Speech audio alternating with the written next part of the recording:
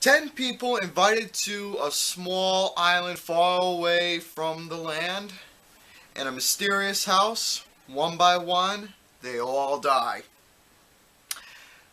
Ladies and gentlemen, I bring to you all my review of a series that was on BBC that I just recently watched. It was the 3 episode miniseries of the legendary Agatha Christie novel of And Then There Were None that was released in 2015 on BBC Network.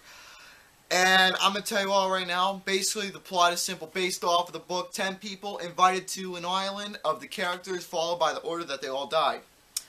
Anthony Marston, Mrs. Rogers, General MacArthur, Mr. Rogers, Emily Brent, Justice Lawrence Wargrave, Dr. Edward Armstrong, William Bloor, Philip Lombard, and Vera Claythorne. Now, I'm gonna say right now, I did read the book back in the day. I knew what the book was about, but I've seen a lot of the movies. But this particular series caught my eye. I watched this whole entire series. Now, let me say right now, I'm gonna keep this review short and simple. Now, I'm gonna say right now for the positives about this review, I was like, holy shit, for the cinematography that they had. And the feeling watching this whole thing with the eerie music and everything, it felt like, holy shit, it was like having that creepy feel throughout the whole entire series whatsoever, and it made me feel like, oh my god, what's gonna happen next?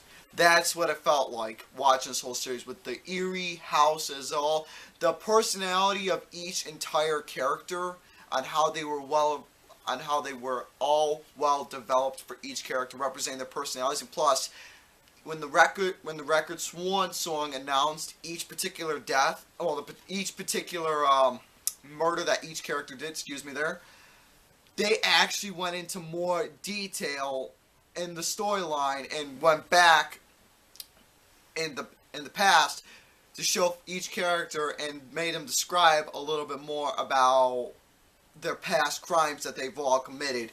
And the way that they showed more description about it, I was like, okay. I mean, in the book, all the characters described all their, pretty much their crimes that they were all guilty for, as it is. They all went into detail and they showed actual visual evidence of their crime that they were guilty for. Like, it actually showed in all the other films that were in the past, even though they were just talking, but they actually showed visual evidence on how it was done, and it made you understand, like, what the hell did they do, and understand what their crimes were about. And plus, they got into more specific detail, especially about how they got there as well, and plus about their deaths, on how each character one by one passed on, pretty much their demise and everything. It was actually well done, showing more detail on how it all happened.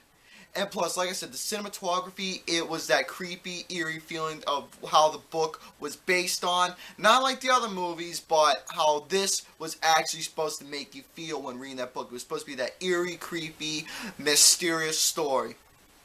And that's what I managed to actually, out of anything I've seen that was based off this book, I managed to get something out of it. Now, I'm going to say right now, I do have a couple negatives about this movie, about the series. My one negative is basically, even though the pacing was a lot slow as it is, there was a couple parts in the film that was, I'm going to say right now, when they were describing Bloor in a way, even though he was supposed to be a character that, all the other characters was something you could take seriously. Dr. Edward Armstrong loses his mind and everything. But here's the thing, though. With this particular character, with Bloor's character especially, he was just somebody I could not really took serious at that particular moment. At certain parts, they made it look like that he was trying for the viewer to take serious as it is. But for some reason, Bloor, from my eyes, his character, I could not really took serious that well in this particular movie. So that's my only downfall I got with this film. And plus, how they... That's one of my only downfalls I had. Plus, in a couple parts of the scene leading up to General MacArthur's and Emily Blunt's demise, or pretty much their death, it was a little bit slow. I'm going to bring it out. It was a bit slow building up to, what it was. But for the rest of the whole film, it was actually, well put. it was well put for the rest of the miniseries, leading up to the next episode, because there were 3 episodes in the series as it is, and I watched all 3 of them. But yeah, those were just my couple negatives I got. In all, this was a series I actually quite enjoyed watching. It made me have that eerie feeling that I wanted to see after reading the book, and I managed to get what I wanted to see. In all, I enjoyed the series. I can't say I had fun with it because I got that eerie feeling that I wanted. I mean, it had the proper setting where it took place in the late 1930s as it is. Had a really good taking place in the late 1930s as it is. Really good time setting as it is.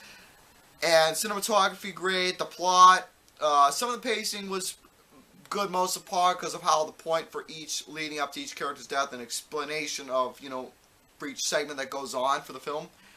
But like I said, I had a couple issues with the William Bloy character and a little pacing problems between each of the next death and whatnot.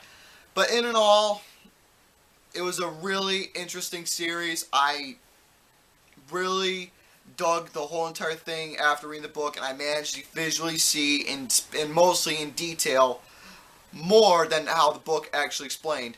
Out of all, I give this series a 4 out of 5. So anyways, that's going to have to do my alright review of the And Then There Were None BBC miniseries. So that's all for now, and ciao for now.